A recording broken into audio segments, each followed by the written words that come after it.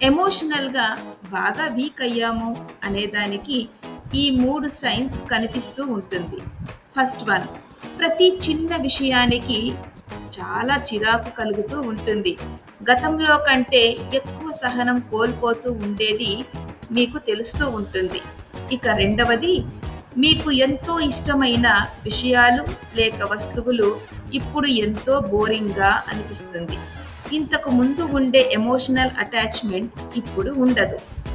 ఇంకా మూడోది, చిన్న చిన్న పనులు కూడా చాలా కష్టంగా అనిపిస్తూ ఉంటుంది. ప్రతి నిర్ణయాన్ని వాయిదా వేస్తూ ఉంటారు. అలసట తీరాలంటే బ్రేక్ అవసరం కదా!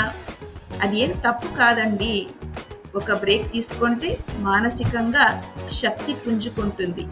దయచేసి ఎమోషనల్‌గా స్ట్రాంగ్‌గా ఉండేదానికి ప్రయత్నించండి.